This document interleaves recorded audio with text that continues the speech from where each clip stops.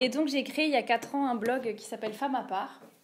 C'est à la fois pour femmes à part dans un monde, on va dire, qui va de plus en plus mal et dans une société complètement déchristianisée. Donc une vraie femme chrétienne sera forcément d'une façon ou d'une autre à part.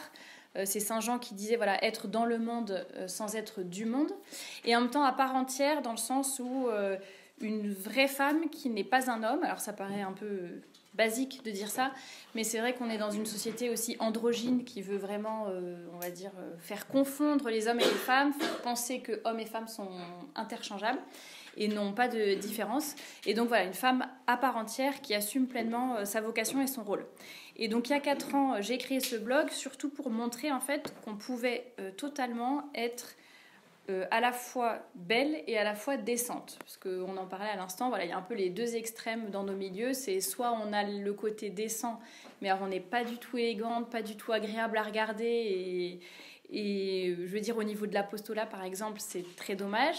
Et en même temps, il y a l'autre côté où les filles sont très belles, savent bien se mettre en valeur, ont trouvé leur style, etc. Mais par contre, ça manque totalement de modestie et de décence. Donc c'était pour montrer, en partant surtout voilà, de mes expériences et de mon parcours, montrer que c'était vraiment possible et montrer que l'élégance et la modestie étaient vraiment cruciales à notre époque. Et alors pourquoi vous, je pense que plus que quiconque, comme vous faites partie de cette société qui est vraiment là pour promouvoir la modestie, prier pour toutes ces intentions, faire des sacrifices pour que la modestie revienne aussi. Je pense que c'est des sujets que vous connaissez, vous pratiquez la modestie au quotidien, vous en faites aussi l'apostolat, mais je pense que c'est toujours intéressant j'allais dire un peu de revoir les bases, d'être sûr d'avoir tout bien compris pour pouvoir déjà bien se l'approprier, même si je pense que c'est déjà votre cas, mais c'est peut-être aussi pour pouvoir bien le restituer, le faire passer, le partager, répondre à des personnes qui peuvent vous donner des objections, qui peuvent vous critiquer, qui peuvent peut-être vous faire douter, on ne sait jamais, hein, mais à force d'être... là, vous êtes bien entouré, mais c'est vrai que dans le quotidien, quand on est entouré de personnes qui nous tirent en permanence vers le bas, c'est le fait d'avoir vraiment des convictions et de bien comprendre qui va nous aider. Moi, dans mon parcours personnel, donc j'ai pas...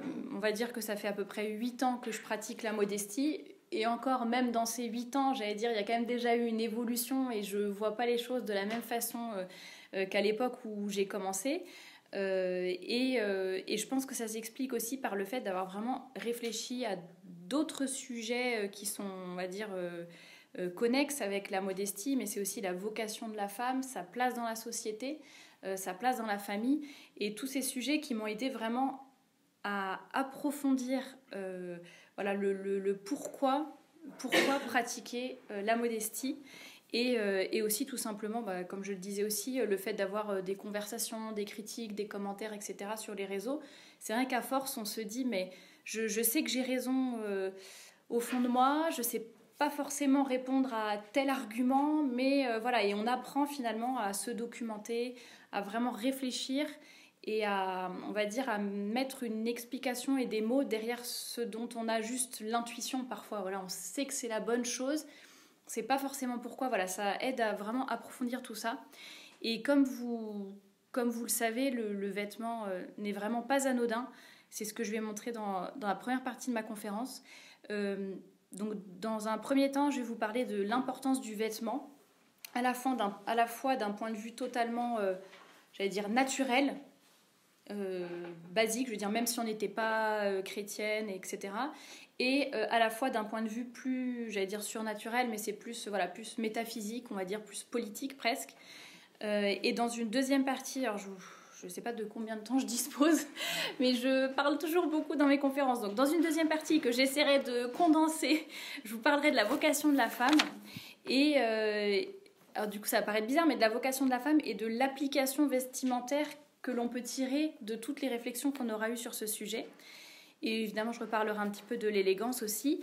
Et en troisième partie, je vous parlerai je vous donnerai un petit peu les principales objections, en tout cas que moi j'entends au quotidien ou sur le blog, les principales objections qu'on me donne sur la modestie. Alors, la décence, c'est pas une question de centimètres, c'est l'intention qui compte. J'ai pas l'intention de faire du mal ou d'être impure, ou voilà, donc c'est pas grave si je porte des mini-jupes par exemple. Il y a des combats plus importants, etc. Donc voilà, j'ai noté quelques objections que j'entends souvent pour vous aider à y répondre éventuellement. Et puis si vous avez des idées ou des arguments, n'hésitez pas, comme ça je pense que tout le monde en profitera. Et alors pour commencer sur cette partie sur l'importance du vêtement, comme je vous le disais déjà, il y a des vrais enjeux autour du vêtement. On s'en rend pas compte parce que finalement, depuis qu'on est tout petit, on nous habille, c'est l'habitude. Enfin voilà, un homme, on est homme comme femme, voilà, on est toujours, on s'habille quoi qu'il arrive. Ça paraît vraiment la chose basique, j'allais dire. Voilà, le matin, on se lève, on se lave, on s'habille et on sort de chez soi.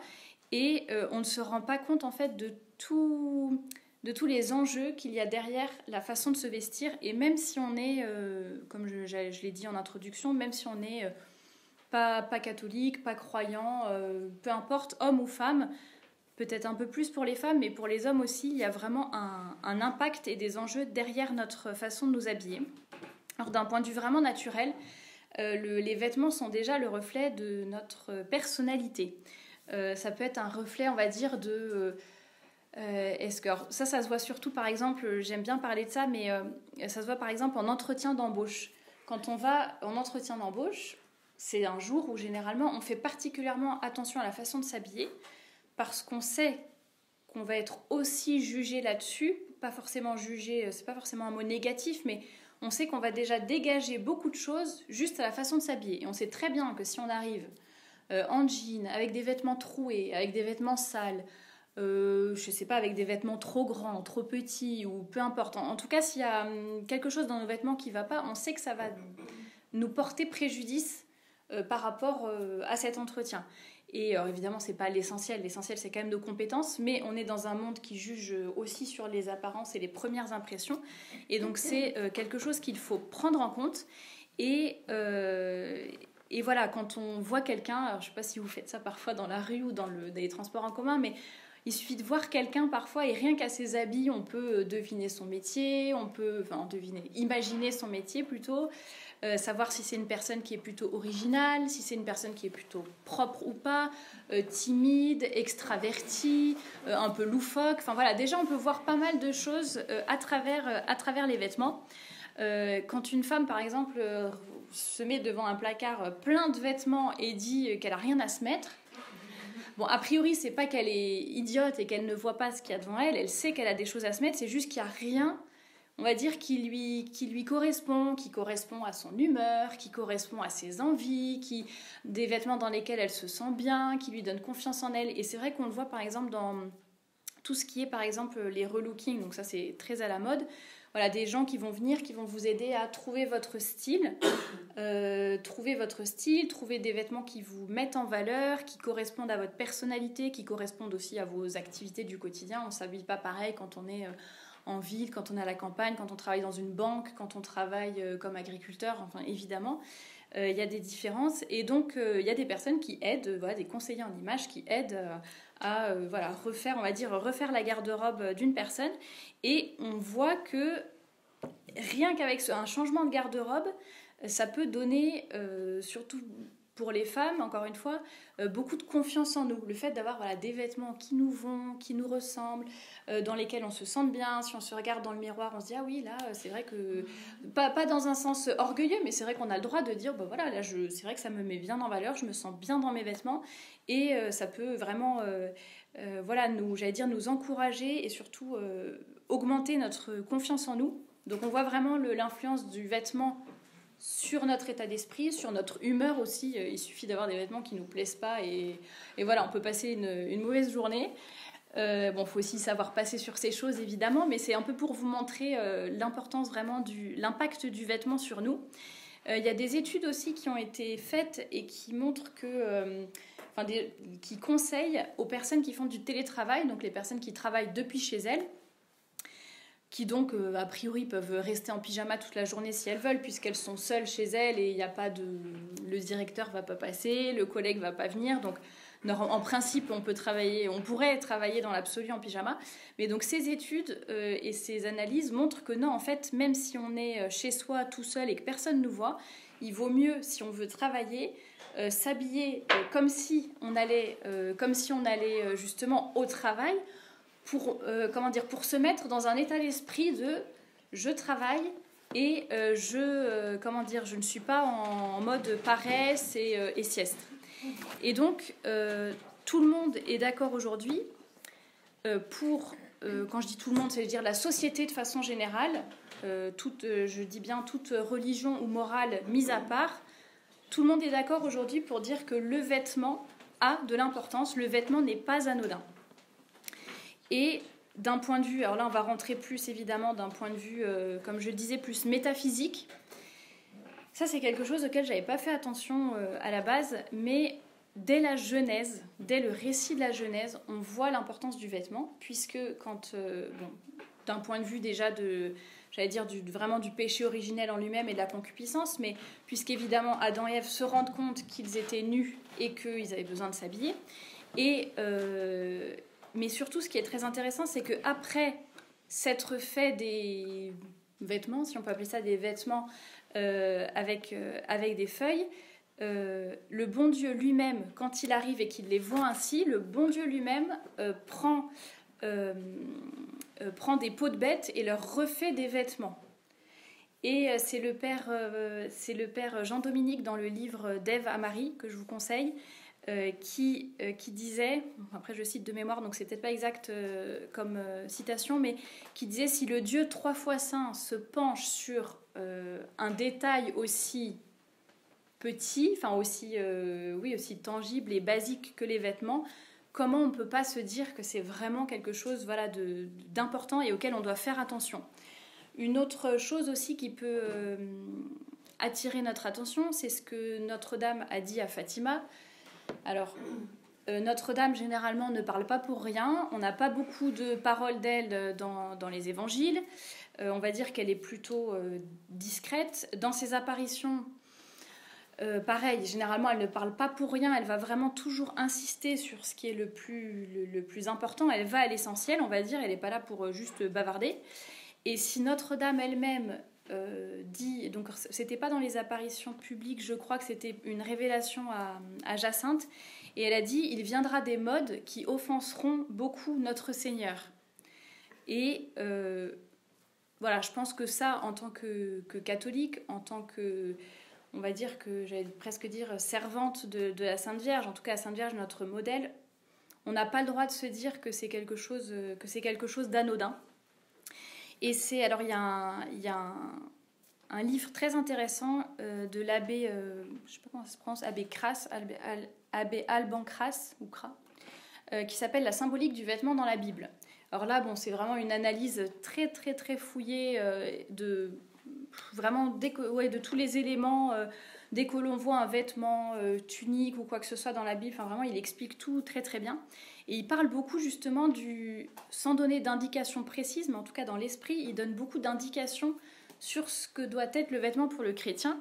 Et il dit notamment sans apparaître démodé ou décalé, mais en restant libre et toujours revêtu du Christ, les chrétiens choisiront donc une apparence digne et sobre, en même temps que joyeuse et belle, pour honorer un corps qu'ils ne veulent ni exhiber ni mépriser.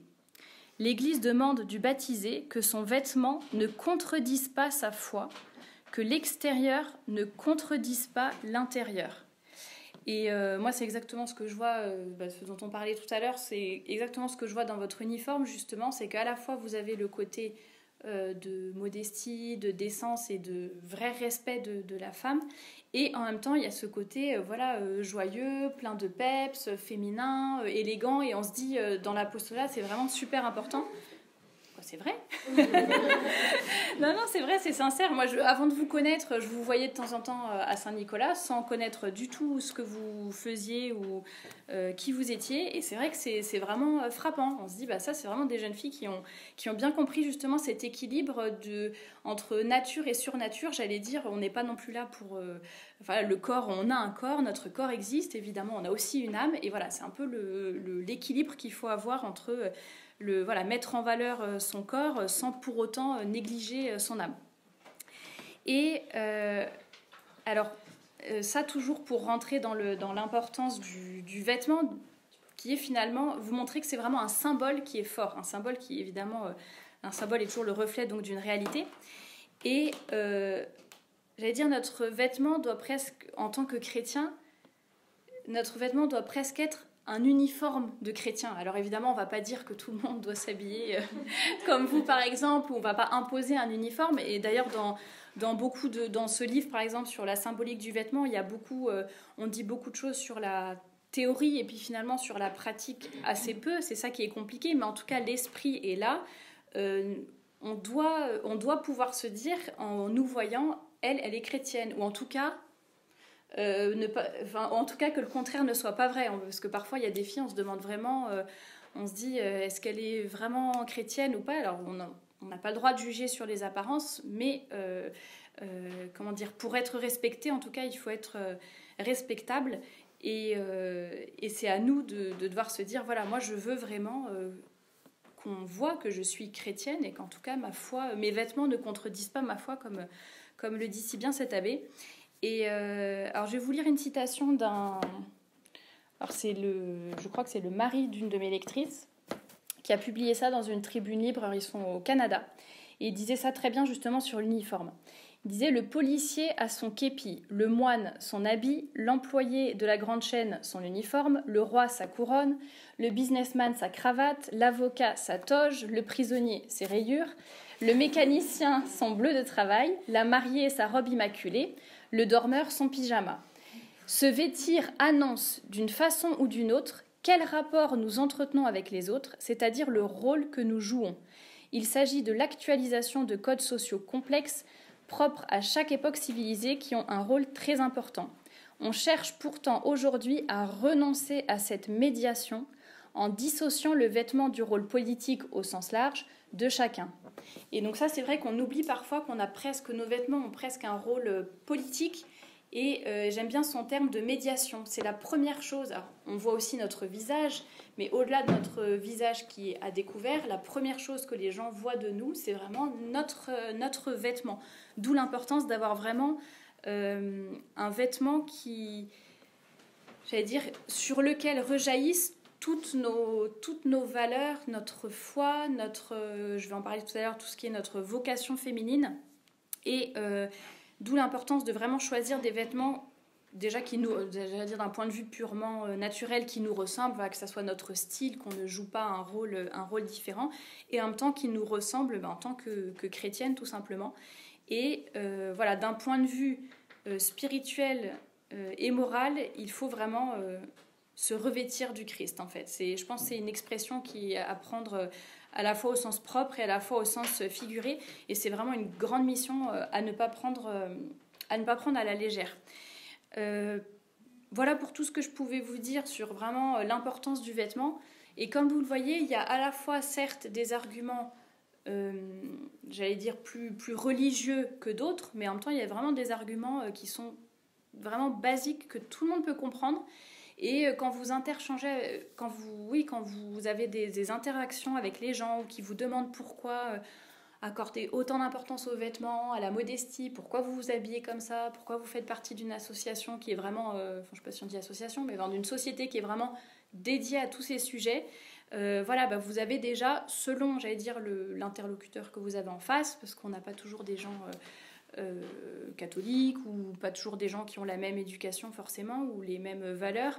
Voilà, selon les personnes qu'on a en face, on peut déjà commencer par avoir un angle d'attaque qui permet déjà d'entamer une conversation sans tout de suite donner des arguments qui peuvent paraître très rébarbatifs ou alors qui leur passeront complètement au-dessus parce que c'est des choses auxquelles ils ne croient pas. Mais déjà, on peut faire réfléchir Voilà, déjà, est-ce que tu es bien d'accord? Voilà, le vêtement, tu peux pas dire que c'est anodin. Ça a forcément de l'importance pour telle raison. Puis voilà, une fois qu'on avance dans la réflexion, bah toi, qu'est-ce que tu as envie de montrer par tes vêtements? Est-ce que tu as envie de montrer telle valeur? Est-ce que tu as envie, au contraire, Est-ce que tu te respectes? Est-ce que tu respectes les autres? Voilà, on va dire, commencer une conversation comme ça et ça peut faire réfléchir les gens, après qu'ils ne seront pas forcément d'accord sur tout, mais en tout cas, on plante des petites graines et on voit après, le bon Dieu se débrouille avec le reste, j'allais dire. Donc voilà, ça c'est pour vraiment vous reparler de l'importance du vêtement. Maintenant, je voudrais vous reparler de la vocation de la femme. J'ai dit que j'allais essayer d'être rapide, mais de toute façon, sur le blog, vous retrouverez vraiment, et sur la chaîne YouTube, il y a déjà des conférences, des articles sur tous ces sujets. Et là, je vais vraiment plus passer rapidement.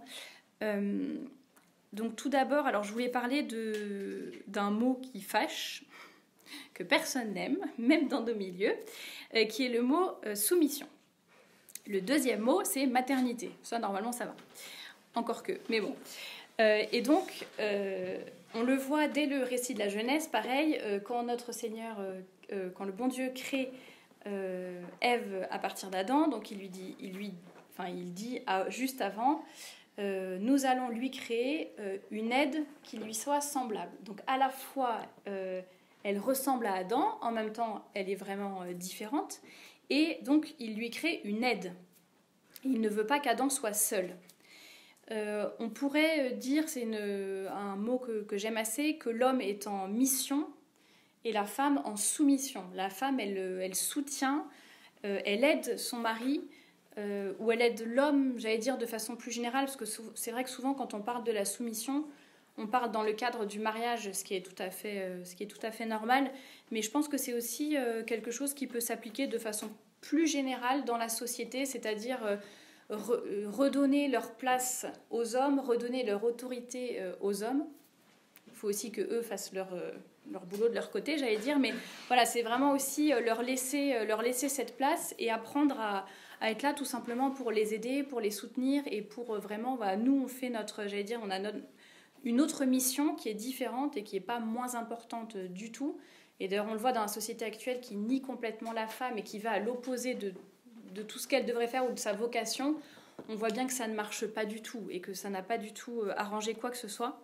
Et donc, pourquoi je vous reparle de soumission? Alors, je passe vraiment vite, donc n'hésitez pas à creuser le sujet et à regarder sur le blog.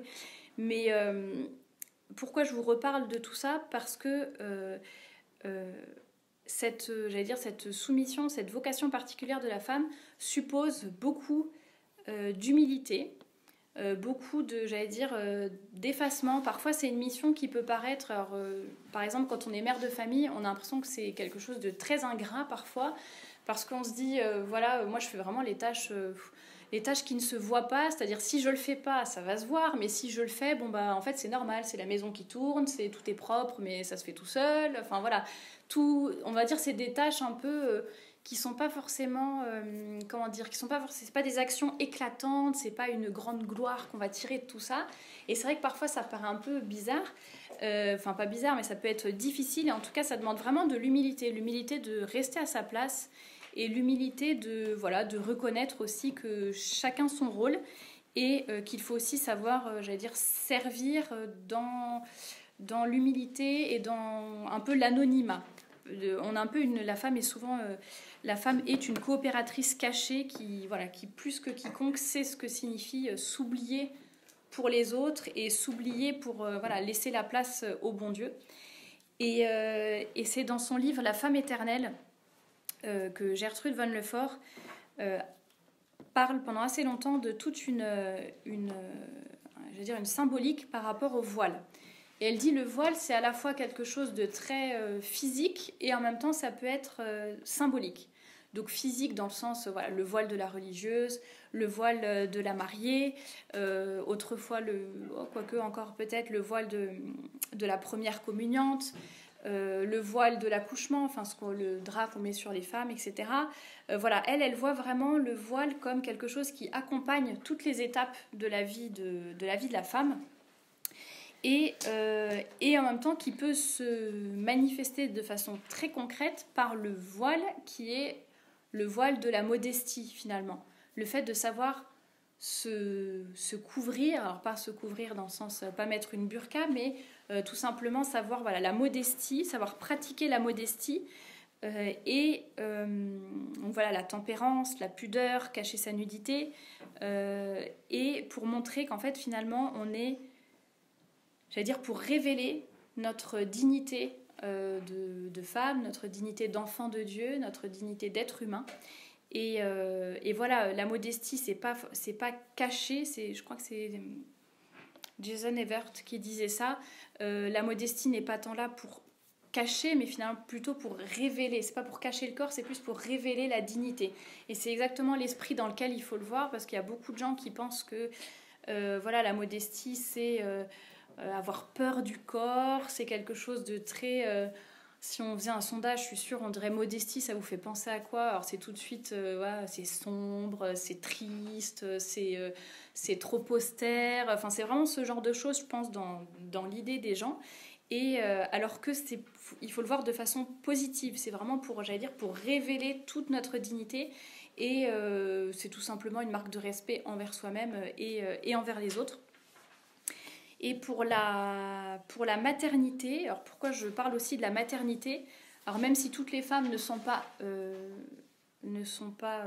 amenées, ne vont pas devenir des mères physiquement, en tout cas on est toutes appelées à la maternité, au moins, j'allais dire, spirituelle. Il y a 1000 manières d'être mère. On le voit par exemple, les religieuses qui n'ont pas d'enfants sont nos mères spirituelles. Finalement, elles prient pour nous, elles prennent soin de nous d'une autre façon qu'une mère avec son propre enfant. Mais finalement, ça a évidemment son importance. Et même sans être religieuse, et avant même d'être mère, ou si jamais voilà, on reste célibataire toute sa vie et qu'on n'a pas d'enfant, voilà, il y a d'autres manières de se donner, d'aider, d'être là pour les autres et de vivre sa maternité de façon toute spirituelle. Mais quand on parle vraiment de la maternité physique, on se dit que dans le mystère de la création d'un nouvel être humain, évidemment, il y a un homme et une femme, mais il y a aussi vraiment le bon Dieu qui intervient directement pour créer une nouvelle âme. Et on peut se dire que vraiment les femmes qui vont... L'homme, évidemment, est aussi...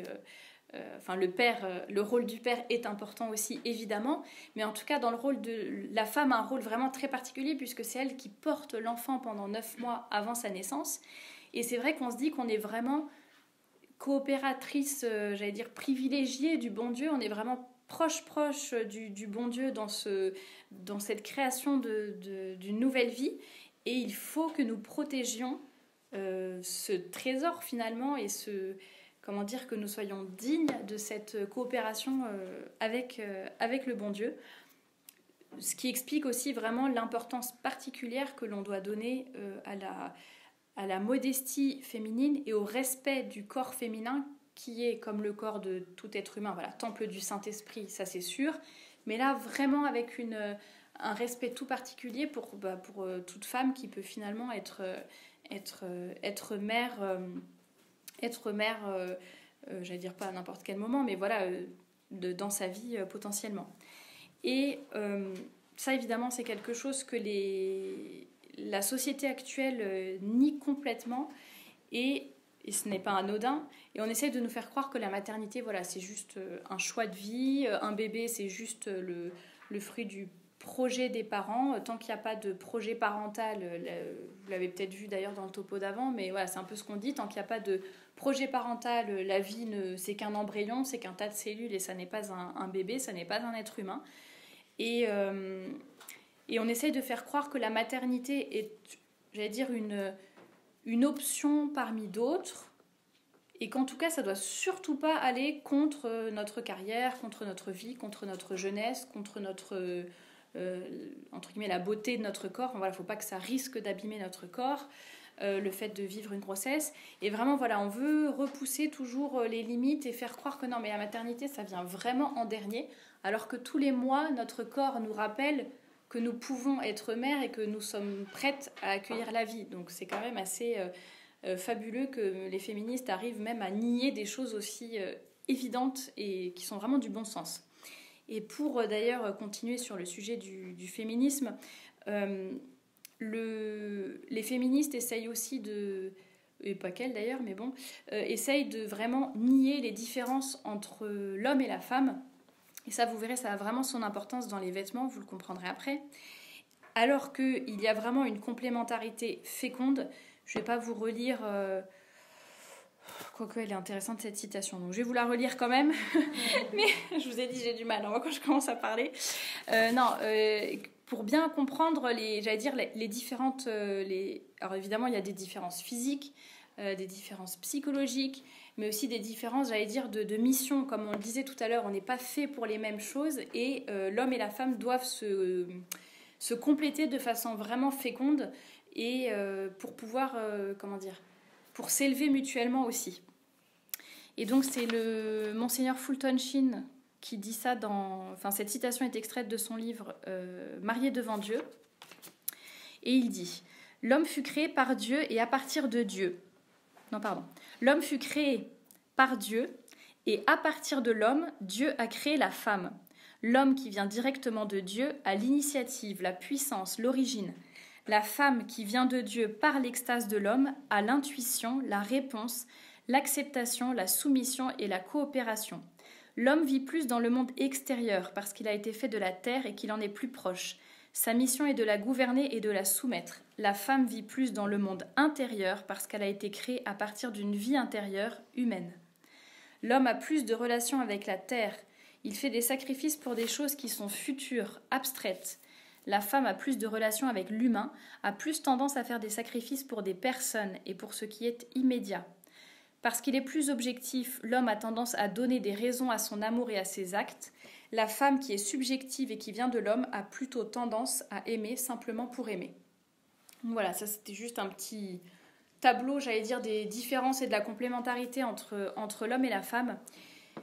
Tout ça pour vous dire, là pour rentrer vraiment dans l'application vestimentaire. C'est pour ça aussi, je vous ai dit, le blog à la base, je l'ai créé vraiment pour parler de modestie, de vêtements, d'élégance. Et finalement, dès qu'on creuse ces sujets, dès qu'on essaye de comprendre vraiment pourquoi on fait les choses et pourquoi, par exemple, pour le pantalon, moi j'ai eu beaucoup de mal au début, je l'ai fait parce qu'il fallait le faire. Mais je comprenais pas forcément tout, en tout cas, j'étais pas convaincue. Et à force d'avoir abordé tous ces sujets, j'ai vraiment fini par comprendre. Et c'est là que je pense que vraiment tout est lié. Et si on s'arrête juste aux vêtements, c'est déjà bien de faire des efforts là-dessus, mais je pense que ça suffit pas. Il faut vraiment réfléchir à la vocation de la femme de façon plus générale. Donc c'est pour ça que je vous ai un peu reparlé de maternité, de la place de la femme dans la société. Parce que à l'heure actuelle, on vit vraiment dans une société androgyne et dans une société déchristianisée. Et nous, par nos vêtements, ce qu'on va essayer de faire, c'est vraiment de rapporter justement à la fois de la chrétienté, montrer exactement quelle est la vraie place de la femme et que c'est une belle place et que la femme a une belle vocation et que ça ne sert à rien de la dénigrer ni de la reléguer à un second plan, mais vraiment il vaut mieux la vivre et l'assumer pleinement et être vraiment rayonnante et en même temps apporter ce côté, la femme qui est différente de l'homme. Donc première chose, évidemment, c'est le pantalon. Puisque le pantalon est un habit d'homme. Alors, on va toujours objecter que oui, mais il y a des hommes qui portent des kilts en Écosse. Oui. Alors, deux choses par rapport à ça. Pour vous donner les arguments aussi, si ça vous arrive qu'on vous dit ça. Déjà, quand je parle du pantalon, parce que souvent on m'objecte, ah oui, mais tu connais rien, l'histoire du pantalon à travers les siècles, à telle époque, dans telle société, etc., dans telle culture, hommes comme femmes portaient des pantalons avec des tuniques, etc. Bon. Évidemment, quand je parle du pantalon, je m'adresse à vous en France, dans notre culture, notre société, à l'heure actuelle. Et à l'heure actuelle, le pantalon est un habit d'homme, même si on trouve des pantalons pour les femmes, même si beaucoup de femmes, 3/4 des femmes portent des pantalons. Le pantalon est un habit d'homme. Le kilt, par exemple, en Écosse, n'est pas le même pour les hommes et pour les femmes. On est la seule société, je parle peut-être quand même au niveau de l'Europe, pas forcément que la France, mais c'est la première fois qu'on a une société dans laquelle l'homme et la femme ne sont pas différenciés. C'est la première fois, la première culture. Alors certes, autrefois, il y avait peut-être des femmes qui portaient des des pantalons, etc. Mais généralement, c'est plus des choses larges avec des tuniques dessus. Mais en tout cas, ça n'était pas les mêmes vêtements pour l'homme et pour la femme. Là, on est vraiment dans une société. Parfois, vous vous retrouvez... ça m'est encore arrivé ce matin... quand je partais à Saint-Nicolas, j'étais dans la rue, derrière 3 personnes. Alors bon, évidemment, l'homme avait les cheveux courts, la femme avait les cheveux longs et ça se voyait que c'était une femme. Donc j'ai su différencier, mais il y avait, je suppose, un papa, une maman, leur enfant. Ils étaient tous les 3 habillés pareil. Ils étaient tous les 3 en jean et tous les 3 avec un manteau noir, enfin genre une parka noire. Mais tous les 3 pareil. Et ça m'a frappée. Je me suis dit, mais en fait, il n'y a plus de distinction ni entre l'homme, ni entre la femme, ni avec l'enfant. On est vraiment tous des copies conformes. Et donc, c'est vraiment crucial de remontrer l'importance de la distinction entre l'homme et la femme et j'allais dire, le danger des modes unisexes. Le danger des modes... alors, officiellement, aujourd'hui, ce ne sont pas des modes unisexes puisque c'est vraiment des pantalons dits pour femmes et des pantalons dits pour hommes. Ceci dit, on se dirige vers des modes vraiment unisexes et il y a beaucoup de nouvelles marques qui sortent et qui sont vraiment exprès unisexes, c'est-à-dire vraiment, il n'y a pas de rayon filles, rayon garçons, c'est vraiment tous les vêtements, soi-disant, peuvent être portés par tout le monde, il n'y a aucune différence. Donc ça, vraiment, ça vient de toute façon et je pense que ça pourrait même tendre à se généraliser et plus vite qu'on ne le pense et à vraiment devenir la norme, malheureusement. Donc ça, il faut vraiment faire très attention. Et je ne vous redis pas, parce que je pense que vous connaissez la citation du Deutéronome, la femme qui portera un habit masculin sera considérée comme une abomination aux yeux de Dieu. C'est peut-être pas exactement la citation, mais c'est l'idée. Donc voilà, s'il y a besoin de plus d'arguments, il y a également celui-ci. Et au niveau, comme je le disais, donc ça c'était plus au niveau de la distinction homme-femme, donc pour le pantalon. Le pantalon, qui soit dit en passant, est très rarement modeste, puisque très souvent ils sont moulants. S'ils ne sont pas moulants, ils révèlent quand même toutes les formes de la femme. Donc vraiment, et je pense que plus on s'habitue à être en jupe, à avoir des jupes, etc., moins on supporte en fait de voir tout ça, parce que déjà rien que d'un point de vue naturel, j'allais dire, beaucoup de filles seraient vraiment beaucoup plus jolies en jupe et en robe qu'en pantalon, je veux dire d'un point de vue purement morphologie. Et c'est vrai que ça fait un peu de la peine aussi par rapport à ça. Et moi, j'ai vraiment énormément de témoignages que je reçois sur les réseaux, sur le blog, de femmes qui ont essayé, qui sont en train de, j'allais dire, se convertir à la jupe. C'est vraiment pas facile. C'est vrai que j'ai eu plutôt de la chance, je pense. Moi, ça m'a pas paru si difficile que ça de passer du pantalon à la robe. Mais apparemment, il y en a pour qui c'est vraiment très difficile, qui ont du mal, qui savent pas comment faire, qui savent pas comment agencer, qui vraiment d'un point de vue purement pratique ont du mal et qui sont pas habitués tout simplement. Et j'ai reçu énormément de témoignages de toutes ces femmes qui essayent petit à petit, soit qui ont déjà fini, qui n'ont plus de pantalon dans leur garde-robe, soit qui sont encore en train de cheminer mais qui font des efforts. Toutes, sans exception, disent que ça change vraiment leur vie et leur façon de voir leur féminité, leur façon de se positionner par rapport aux autres, leur façon de se tenir, leur façon de parler, de s'asseoir, etc. Elles font beaucoup plus attention à toutes ces choses-là. Et c'est vrai que... Et en plus, j'ai vraiment de tout dans mes lectrices. J'ai vraiment beaucoup de filles qui sont pas catholiques ou pas tradies ou peu importe. Et qui vraiment... Je veux dire, c'est vraiment de tous les milieux constatent ça. C'est vraiment quelque chose de naturel quand on retrouve ce goût pour les jupes et les robes.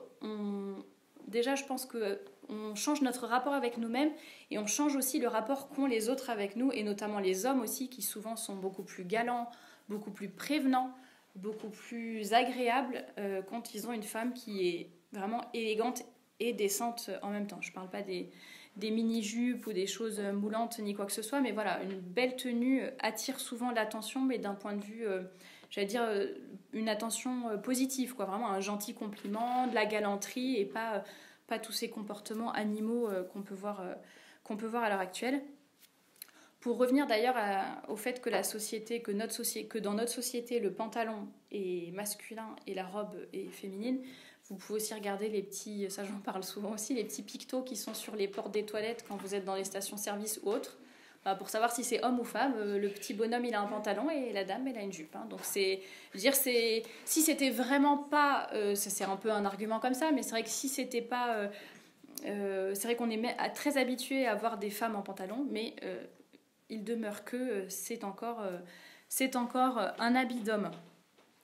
Et par rapport maintenant, donc, j'allais dire, à la vocation de la femme à proprement parler, le monde cherche vraiment à extérioriser la femme, d'un point de vue, j'allais dire, à la fois imagé et en même temps vraiment très concret.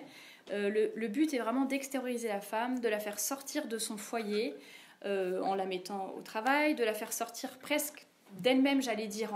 Elle se renie elle-même, comme j'en parlais pour la maternité, par exemple. Les femmes sont vraiment amenées à renier leur nature spécifique, à vouloir à tout prix ressembler aux hommes. Donc, et la société, sous couvert, alors c'est là aussi le paradoxe du féminisme, qui soi-disant veut libérer la femme, veut mettre vraiment en valeur la femme, alors que finalement tout ce qu'ils font, tout ce que fait la société renie la femme. Du coup ça brouille tout et il y a beaucoup de femmes qui sont très malheureuses, et en plus réduit la femme à être un objet au mieux, un objet sexuel au pire. Et vraiment et c'est comme si les féministes ne se rendaient pas compte, mais par exemple avec tout ce qui est contraception, etc., on a voulu libérer la femme en lui disant maintenant tu n'auras plus ce poids de la maternité à porter toute seule, alors que l'homme il fait ce qu'il veut et il n'a aucune conséquence. Alors que finalement le fait d'avoir rendu la femme disponible n'importe quand, pour n'importe qui, à n'importe quel moment, fait que finalement elle a été réduite à être un objet de jouissance. Et donc on voit là le paradoxe, ou en tout cas je veux dire, on ne peut pas prétendre que la femme a été libérée par tout ça. Et d'ailleurs, j'ai enregistré une émission là-dessus qui sortira vendredi prochain sur tous ces sujets de contraception, d'avortement, de PMA qui, soi-disant, ont libéré la femme. Et en fait, c'est une véritable aliénation. Et je veux dire, là même sans considération morale du tout, une fois de plus, c'est vraiment des arguments de bon sens et c'est vraiment le sens commun, quoi. Pas besoin d'être catholique pour le dire, c'est vraiment du bon sens. Et donc, d'où l'importance d'être vraiment modeste et décente pour montrer que justement, on n'est pas un objet, on ne se réduit pas à notre corps, on est un tout. Comme je le disais, on a à la fois notre corps qu'il ne faut pas nier et qu'il ne faut pas châtier, j'allais dire, mais on a à la fois un corps et à la fois une âme, on est un tout. Et en plus, on est un tout, j'allais dire, donc âme et corps, et en même temps, si on regarde que le corps et qu'on ne regarde pas l'âme, notre corps est un tout. On ne peut pas se réduire juste à certaines parties de notre corps qui vont attirer plus que d'autres selon la façon dont on s'habille. Ça aussi, c'est j'allais dire, la parcellisation du corps n'est évidemment pas bonne. D'où l'importance, voilà, de porter des jupes et des robes, donc ça je l'ai dit, versus pantalon, d'avoir les bras couverts, d'avoir des jupes qui descendent vraiment sous les genoux, de ne pas porter de vêtements transparents par exemple, ou de grands décolletés, choses comme ça. Bon, après je pense que tout ça vous connaissez toutes les règles de modestie sans problème, mais voilà, apprendre, j'allais dire, comprendre pourquoi nous faisons toutes ces choses et pourquoi c'est si important. Et comprendre également, ça je ne sais pas si vous avez déjà pensé à cette distinction, la différence entre la décence et la pudeur. Ça c'est aussi quelque chose peut-être à expliquer aux gens si vous avez des débats. Comme on est dans une société où on voit tout le temps de la nudité partout, notre sens de la pudeur diminue. La pudeur, c'est quelque chose qu'on éprouve pour soi, c'est un sentiment personnel. La décence, c'est quelque chose, c'est pour les autres, c'est objectif, c'est extérieur à nous. Et donc, par exemple, notre pudeur, je dis n'importe quoi, si on va chez le médecin, par exemple, et qu'on doit se déshabiller, on est dans un contexte qui fait qu'on est chez le médecin nous voit comme un patient, c'est évidemment pas indécent de se déshabiller, mais pourtant, on peut quand même sentir de la pudeur parce que voilà, on est quand même un peu gêné. Mais dans la société actuelle, comme on voit de la nudité partout, j'allais dire même nous en tant que catholiques, on peut au bout d'un moment, j'allais dire notre sens de la pudeur va baisser. On voit de toute façon de la nudité partout, on voit des mini-jupes partout, on voit des grands décolletés partout. Sur les publicités, n'en parlons pas, c'est encore pire. Et c'est vrai que finalement, c'est triste, mais on s'habitue à voir tout ça. Et donc c'est vrai que ça nous paraît presque plus tellement choquant. Ou alors quand ça nous choque, c'est que vraiment ça va très très très très très très loin. Mais bon, voilà, la jupe qui est à mi-cuisse ou les petites bretelles, ou quand on voit par exemple la lingerie qui dépasse, etc. Parfois on se demande si c'est de la lingerie ou si c'est un vêtement. Ça limite, c'est le quotidien et ça va plus. C'est triste, mais ça nous choque presque plus. Mais il faut réapprendre à ce que ça nous choque d'ailleurs. Mais la décence, donc même chez les catholiques, on s'habitue à ça et on perd ce sens de la pudeur. Alors que la décence, c'est quelque chose d'objectif qui ne va pas changer et qui ne change pas avec, j'allais dire, ni avec les années, ni quoi que ce soit. Donc si nous, ça ne nous choque plus, par exemple, de mettre une jupe à mi-cuisse parce qu'on le voit partout et donc hop, on est habitué, on va pas forcément réagir, par exemple. Il faut qu'on se dise que la décence, elle est objective, elle ne change pas. Et que là, la décence, elle fait appel vraiment au bon sens. Et tout simplement, c'est pas des règles arbitraires comme ça, juste pour embêter les femmes, juste pour histoire de dire quelque chose. Non, pas du tout. C'est vraiment du bon sens. Et que si on montre certaines parties qui sont réservées à l'intimité, évidemment, ça devient indécent. Si on ne se respecte pas soi-même, voilà, c'est des choses, j'allais dire, vraiment... comme d'habitude, c'est du sens commun, mais qui se perd beaucoup aujourd'hui. Mais en tout cas, faire cette distinction entre la pudeur et la décence aide à vraiment se dire il ne faut pas toujours se baser sur ce que l'on ressent ou sur ce qui nous... J'allais dire, un peu sur nos sentiments, nos intuitions par rapport à ça, parce qu'on est un peu déboussolé dans le monde actuel. Dans une autre société, je dirais pas, ou à une autre époque, mais en tout cas, aujourd'hui, c'est ça auquel il faut faire attention. Petit aparté sur l'importance de la beauté, parce que souvent on appuie beaucoup sur la modestie, la décence, voilà, le respect, la dignité, et parfois on oublie de parler de la beauté, de l'harmonie, de l'élégance. Et c'est vrai qu'on en parlait aussi tout à l'heure, mais c'est très important aussi pour l'apostolat, ça j'en ai parlé dans une autre conférence, l'apostolat par la beauté. Et par la bonté, évidemment. Alors là, on parle beaucoup de vêtements, mais si on fait tout ça et qu'on n'a pas une âme pure, et voilà, évidemment, ça ne sert pas à grand-chose. Donc là, évidemment, je vous parle de l'extérieur, mais l'intérieur, ça doit être le reflet. Votre modestie doit être le reflet d'une belle âme, d'une âme pure. Et donc, on oublie souvent ce côté beauté, ce côté élégance, qui peut déjà convertir vraiment des gens, parce que... alors là, j'ai plus les citations en tête, mais Saint François de Sales, il en parle beaucoup aussi je crois que c'est dans l'introduction à la vie dévote, et il dit c'est toujours voilà, les chrétiens qui doivent être les plus propres, les plus beaux à voir, tout en restant modestes. Mais en tout cas, on n'a pas le droit de se négliger, d'avoir des vêtements troués, de ne pas se laver ou de ne pas faire attention, pas être bien coiffé, voilà, avoir ses lacets défaits, un trou par-ci, des collants enfilés, etc. Des chaussures pas cirées. Ça, j'ai toujours des réactions comme ça, tout le monde se sent visé. Non, mais ça m'arrive aussi. Mais ce que je veux dire, c'est qu'il faut vraiment essayer de se soigner et essayer de se dire que la modestie ne fait pas tout. Elle est évidemment très importante et c'est la partie la plus importante. Mais justement, moi, l'objectif aussi de tous mes articles et du blog, c'était de montrer qu'il est important en même temps d'être beau. J'ai écrit un article là-dessus, mais je me souviens plus des citations exactes. Mais voilà, le beau nous fait vraiment penser à Dieu. C'est comme quand on voit un beau paysage, une belle fleur. Voilà, ça nous élève l'âme, j'allais dire, ça nous fait penser au Créateur. Et là, c'est un peu la même chose avec notre beauté qui ne doit pas du tout nous enorgueillir, parce que déjà, elle ne vient pas de nous.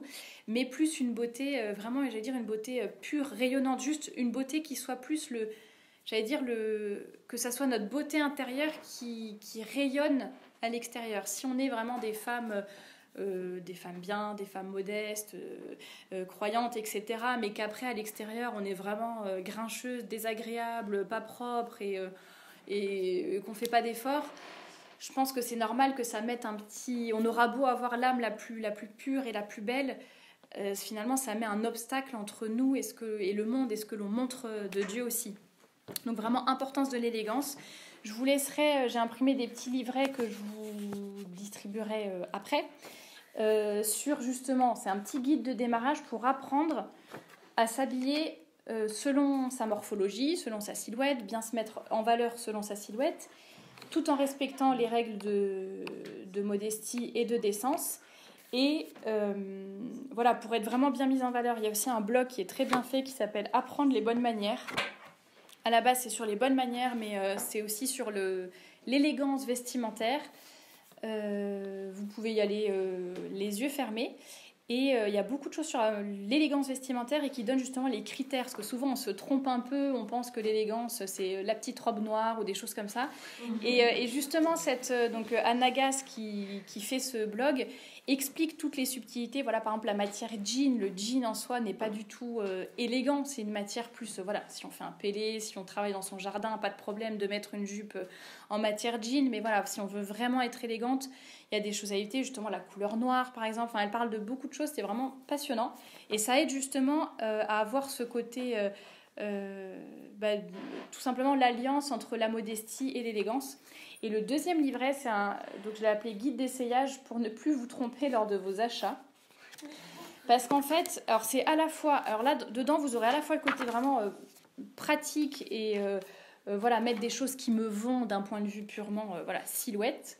Et couleur aussi, parce que là, il y a l'importance de la couleur.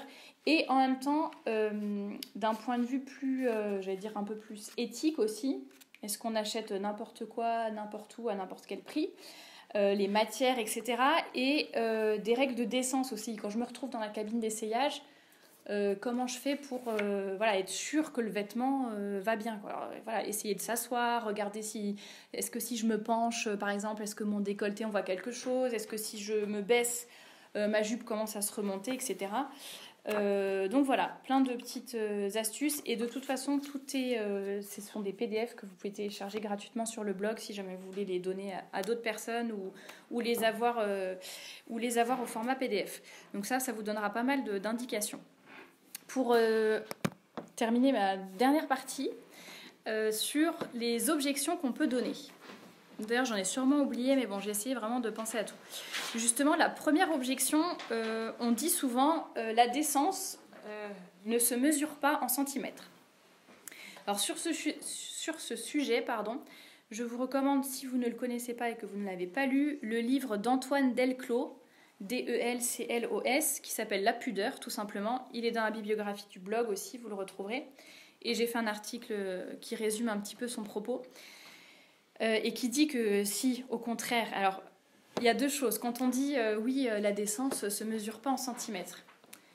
Alors, effectivement, ce n'est pas parce qu'on est couverte, par exemple, sous une burqa, qu'on est modeste pour autant. Parce que c'est aussi, évidemment... un état d'esprit, c'est aussi la pureté de notre âme, c'est aussi la modestie, j'allais dire, de notre âme, enfin la modestie dans notre caractère, le fait de ne pas être orgueilleuse, de ne pas être vaniteuse, etc. Donc, évidemment, on ne peut pas réduire, en tout cas, la décence à un nombre de centimètres. Ça, c'est le bon sens. Mais les centimètres ont quand même leur importance, puisque selon ce qu'on va voiler ou dévoiler, voilà, on ne va pas avoir le même... ça ne va pas donner la même chose entre des manches qui sont ici et pas de manches, ou alors entre une jupe qui couvre le genou et une jupe qui est au-dessus. Ça ne va ni donner le même effet, ni, oui, ça ne va pas donner le même effet et ça va forcément changer quelque chose. Alors évidemment, on ne va pas se mettre à mesurer des choses avec des règles, à dire oui, là, il y a 1 centimètre de moins, etc. Mais ça a quand même évidemment son importance, ça contribue à la décence. Et par exemple, ça c'est quelque chose aussi, j'avoue que je vous ai dit, hein, mon parcours a été, même si je porte plus de pantalon et que je fais attention à la modestie depuis un certain nombre d'années, moi-même j'ai eu un parcours ces dernières années, j'ai compris encore et approfondi certaines choses. Et par exemple, au début, j'avais beaucoup de mal à comprendre cette histoire de longueur des jupes. J'avais bien compris que, évidemment, une mini-jupe, on est d'accord, c'est une mini-jupe. Jupe mi-cuisse, évidemment, ça monte les cuisses, donc non, ça c'est évident. Mais par exemple, entre une jupe comme j'ai aujourd'hui qui couvre le genou ou une jupe juste au-dessus du genou, vraiment juste au-dessus, qui ne monte pas les cuisses, bon, j'ai essayé de comprendre, mais j'avais pas forcément, je voyais pas forcément ce que ça changeait exactement. Et en fait, déjà, d'un point de vue purement pratique, si vous avez une jupe qui est juste au-dessus du genou, ça veut dire que dès que vous allez faire un mouvement, dès que déjà quand vous marchez tout simplement, ou je sais pas, vous allez vous lever, attraper quelque chose sur une étagère, vous allez vous pencher, je sais pas, prendre un enfant, le prendre dans vos bras, peu importe, dès que vous allez bouger, en fait, ça va forcément, déjà votre jupe va bouger, quoi, et risque de se lever. Et là, pour le coup, tout de suite, on verra vos cuisses, puisque vraiment, là, c'est la longueur toute juste. Et par exemple, alors souvent, je me retrouve, et j'y pense à chaque fois maintenant, quand je me trouve dans des escaliers ou sur les escalators du métro, quand je me retrouve derrière des filles qui ont des jupes, il n'y en a pas beaucoup, mais quand elles en ont, alors évidemment, je ne parle pas des mini-jupes. Là, je parle vraiment d'une jupe qui est juste au-dessus du genou. Et ben, très souvent, je constate quand je suis derrière ces filles on voit tout, on voit pas tout non plus, mais je veux dire, je vois largement une grande partie de ses cuisses.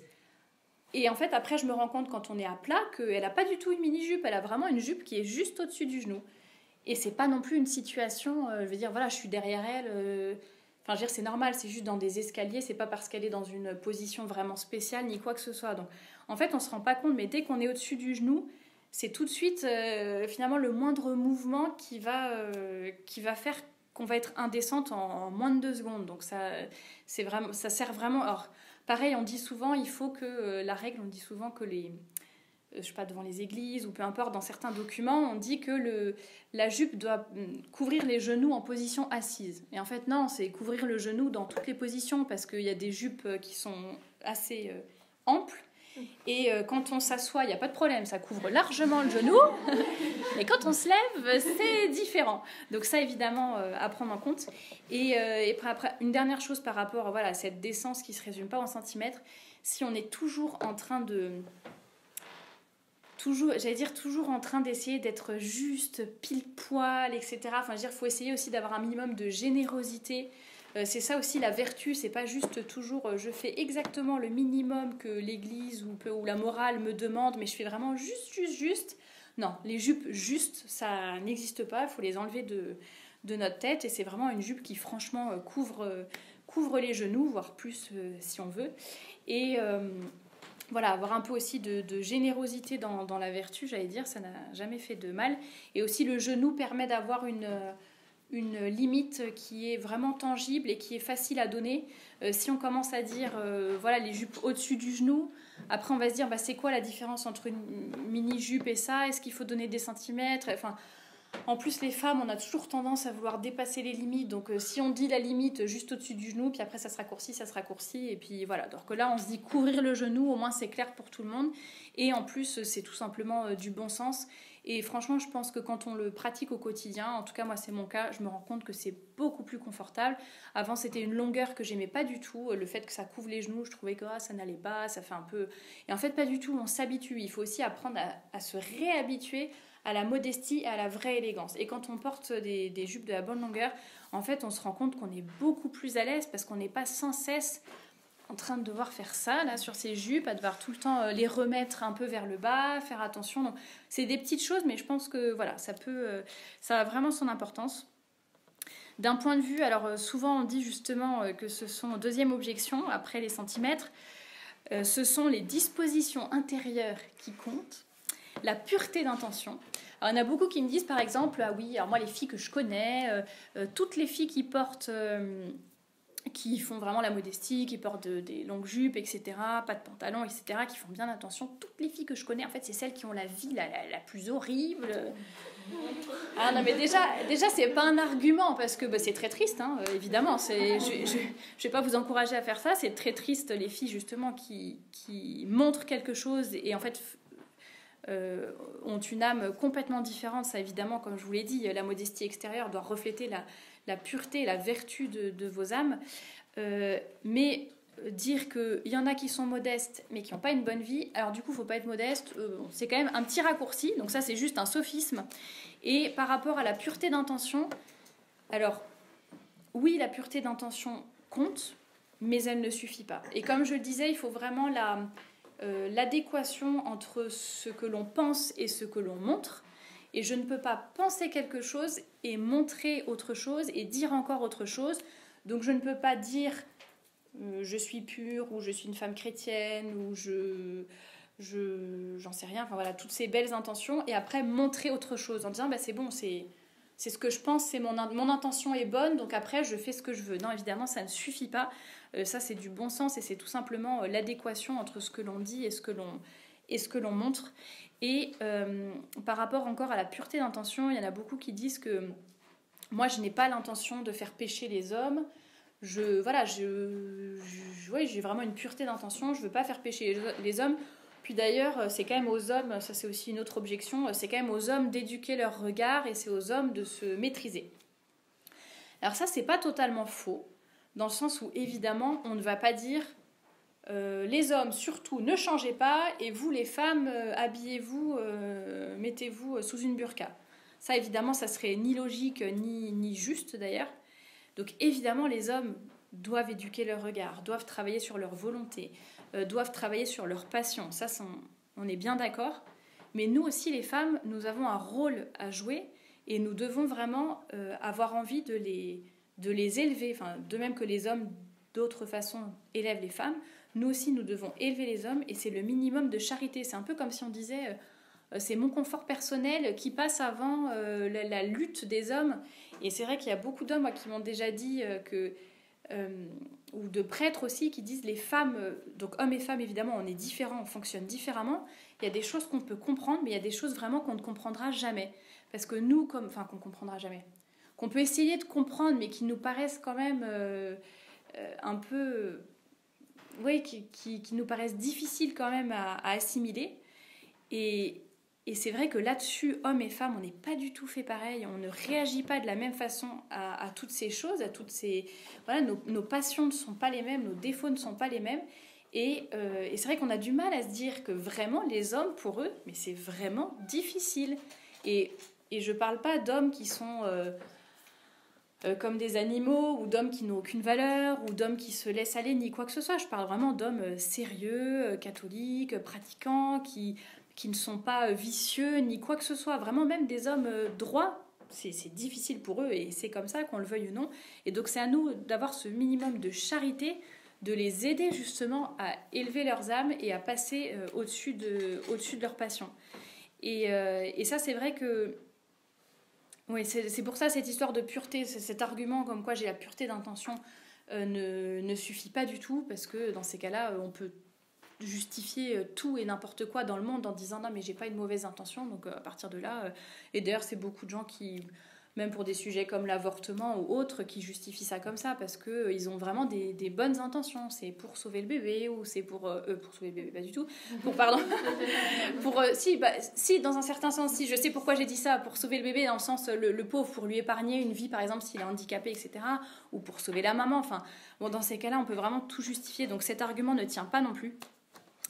Encore une autre objection qu'on peut entendre, c'est tout le monde fait ça aujourd'hui, donc de toute façon... ça change rien, ça va pas changer grand chose, ça va pas avoir d'impact. Aujourd'hui, ça n'a plus la même signification. Alors c'est ce qu'on me dit souvent quand je parle du pantalon, parce que le pantalon évidemment était aussi, c'est là qu'on voit que tout est lié. Le pantalon était voulu par les féministes. Les premières qui ont porté le pantalon, vraiment je veux dire au quotidien, c'était les féministes qui voulaient justement ressembler aux hommes, qui avaient un esprit révolutionnaire, qui voulaient ne plus assumer leur rôle et leur vocation de femme dans la société. C'est les premières donc, qui ont voulu porter le pantalon. Et on me dit, oui, mais moi, aujourd'hui, quand je porte le pantalon, c'est pas parce que je suis féministe, c'est pas parce que je me rebelle, c'est pas parce que je suis révolutionnaire, c'est pas parce que je veux prendre la place de l'homme, pas du tout. D'ailleurs, mon mari, il le sait très bien. Non, bon, je suis d'accord, peut-être que évidemment, on n'a pas cette intention au fond de nous-mêmes, mais en tout cas, c'est un symbole. Et ça veut dire que leur travail a bien fonctionné, puisqu'au début, c'était vraiment révolutionnaire. Maintenant, c'est l'habitude. Ça montre qu'il y a vraiment... que leur travail de destruction a été bien fait. Tout le monde accepte tout. Et c'est vrai qu'on nous fait un tel lavage de cerveau que finalement, on s'habitue et on ne se rend même plus compte de ce qui est mauvais. Et je pense que ça paraît presque anodin, parce qu'on se dit ce sont les vêtements, donc c'est anodin. Après, tout ce que je vous ai dit vous montre bien que les vêtements, c'est pas du tout anodin. Mais pour d'autres sujets, ça va être exactement la même chose. On s'habitue et on se dit oui, mais non, mais au début c'était ça, mais maintenant, je sais pas, au début par exemple le concubinage, oui d'accord, c'était vraiment un rejet du mariage et de je sais pas quoi, mais aujourd'hui non, c'est normal, c'est comme ça, c'est pour apprendre à se connaître, je sais pas quoi. Enfin, donc dans ces cas-là, je veux dire, on peut vraiment malheureusement tout justifier. Donc non, le fait que tout le monde fasse pareil ne doit pas influencer nos choix. Un autre argument que j'entends aussi, c'est qu'il y a des combats plus importants à mener. Alors vous qui êtes vraiment en plus spécialement là pour pour promouvoir la modestie, peut-être que vous avez entendu cet argument aussi. Alors oui, il y a d'autres combats à mener. Oui, on peut se dire que par exemple le combat pro-vie ou le combat voilà, vraiment pour la foi en tant que tel est peut-être plus important si vraiment on devait mettre une hiérarchie ou n'en choisir qu'un. Après, je pense qu'on est toutes, comment dire, on a tout un rôle à jouer, on a toute une vocation particulière. Et je pense que si vous êtes là aussi, c'est que voilà, pour vous, c'est ça qui est important. Et on doit chacune et chacun faire fructifier les talents qu'on a reçus. Et donc oui, il y a des combats plus importants, mais le vôtre finalement, c'est le vôtre et il est aussi crucial et très noble comme combat. Et pour les personnes qui se disent oui, déjà moi je suis chrétienne, je suis catholique, déjà aller à la messe le dimanche et puis éventuellement dire un chapelet de temps en temps, etc. C'est déjà, je pense, beaucoup plus important que commencer à penser à la modestie de mes vêtements et arrêter de porter des pantalons. Et en fait, le bon Dieu, ce qu'il nous demande, c'est pas d'être juste chrétien de temps en temps ou chrétien le dimanche. C'est comme les femmes qui portent des pantalons toute la semaine mais qui se mettent en jupe le dimanche. Voilà, non, c'est pas ça que le bon Dieu nous demande. Le bon Dieu, il nous demande d'être vraiment des saints et des saintes au quotidien, tout le temps et dans tous les aspects de notre vie. C'est-à-dire qu'on va devoir rendre des comptes sur tout. On va pas pouvoir arriver au ciel et dire oui, alors donc je suis allée à la messe le dimanche, je sais pas, j'ai fait ci, j'ai fait ça, j'ai donné mon argent aux pauvres. Ah, par contre, non, quand j'étais au travail, jamais j'ai parlé du bon Dieu, jamais j'ai montré que j'étais catholique, toujours j'ai rigolé à toutes les blagues vaseuses. D'ailleurs, quand il y avait des blasphèmes, je disais rien, etc. Mais c'est normal, ça c'est le travail, c'est la sphère du travail. Non, le bon Dieu, il va nous demander des comptes sur tout. On ne peut pas compartimenter sa vie de chrétien et on doit être chrétien dans tous nos choix et dans toutes nos actions. Et les vêtements en font partie. Et tout simplement, je pense aussi que le vêtement peut être le début aussi d'un combat beaucoup plus grand. Comme je vous le disais, quand j'ai commencé moi, à étudier et à me former sur tous ces sujets, au début, je suis vraiment partie, vraiment uniquement de la modestie, de l'élégance. Et finalement, dès qu'on creuse tout ça, forcément, on va plus loin, on développe d'autres choses et on parle de la vocation de la femme, de la société, des relations hommes-femmes, de plein de choses. Et je pense que le combat, entre guillemets, le combat vestimentaire peut vraiment être le début, j'allais dire, la première pierre, le premier pas pour des combats beaucoup plus importants. Donc voilà, si on vous pose aussi des questions là-dessus, n'hésitez pas à répondre avec tous ces arguments. Et dernier argument, mais ça j'en ai un petit peu déjà parlé, quand les gens disent oui mais c'est déjà mieux que rien. Par exemple, le fait de porter une jupe au-dessus du genou et de par exemple, ne plus porter de pantalon et essayer d'être un minimum modeste, c'est déjà mieux que de ne rien faire du tout. C'est déjà mieux que si je portais des mini-jupes ou je sais pas, c'est mieux je porte des manches, c'est quand même mieux que si je portais des petites bretelles, etc. Enfin, on peut toujours trouver pire que nous et finalement oui, c'est déjà bien, c'est déjà un pas, mais c'est vraiment dangereux de prendre le monde comme repère. Et c'est Saint Augustin qui disait à force de tout voir, on finit par tout supporter, à force de tout supporter, on finit par tout tolérer, à force de tout tolérer, on finit par tout accepter, et à force de tout accepter, on finit par tout approuver. Mais c'est exactement ça, on est dans une espèce de spirale et de comparaison avec le monde actuel, et quand on voit le niveau de la société, c'est sûr que, et j'avoue, moi c'est des choses auxquelles je pensais avant ma conversion vestimentaire, on va dire, j'avais toujours du mal à comprendre, c'était pas forcément par rapport aux vêtements, c'était plus par rapport à la foi. Je me disais oui mais quand... Et d'ailleurs c'était pas orgueilleux et c'était pas méprisant envers les autres, mais quand je voyais ma voisine par exemple qui avait pas la foi, qui s'habillait n'importe comment, qui avait une vie horrible, enfin j'étais jeune, j'étais vraiment quand j'étais ado, et en me comparant comme ça avec elle, je me disais non mais c'est sûr, je peux pas aller en enfer, enfin je peux pas... Je veux dire, par rapport à elle, enfin, déjà, moi, je suis catholique, je vais à la messe tous les dimanches, etc. Enfin, vraiment, pour moi, j'avais du mal à comprendre... oui, j'avais du mal à saisir un peu pourquoi... oui, vraiment, c'est sûr, je vais aller au ciel. Enfin, sans orgueil, en plus, c'était pas du tout pour dire je suis la meilleure, mais c'était pour dire, je sais pas si je me compare. Enfin, là, c'est évident. Et en fait, après, j'ai compris et j'ai repensé aussi à la parabole des talents. Chacun a reçu... Selon, chacun a reçu certains talents dans une certaine mesure. On n'a pas tous eu la même chose, on n'a pas tous la même éducation, la même famille, les mêmes parents, la même vie. Et c'est vraiment important de ne pas se... Alors, il y a une saine comparaison aussi quand même, mais de ne pas se comparer toujours à la société qui... Finalement, c'est sûr, si on se compare à la société, on se trouvera, entre guillemets, toujours mieux et on se dira, oui, c'est déjà très très bien par rapport au niveau de la société. Oui, mais ça suffit pas. Et le niveau de la société, il va en descendant. Le nôtre, on doit être encore plus exigeante et encore plus, j'allais dire, presque radicale pour vraiment pas se laisser contaminer. Alors, ça ne veut pas dire qu'on doit être... justement, je vous en parlais par rapport à l'élégance, etc. Ça ne veut pas dire pour autant qu'on doit tout rejeter d'un bloc et être différente juste pour vouloir être différente. Non, ça n'a ni queue ni tête. Mais voilà, être dans le monde sans être du monde, c'est-à-dire qu'on garde nos valeurs, on garde nos principes, on n'est pas tiède, on ne fait pas juste le minimum, on se donne vraiment généreusement dans tous nos combats. Et en même temps, essayer de... j'allais dire, tout ce qu'on peut... accepter dans ce monde, pourquoi pas le prendre à notre avantage. Par exemple, la mode, on dit souvent que la mode c'est horrible, hein. C'est vrai qu'il suffit de regarder ce qu'il y a dans les magasins ou dans les défilés de mode pour se dire que ça n'a vraiment ni queue ni tête, ni d'un point de vue, je veux dire, même si on ne regarde pas le point de vue d'essence, rien que d'un point de vue esthétique, c'est vraiment très très laid. Beaucoup de choses sont très laides.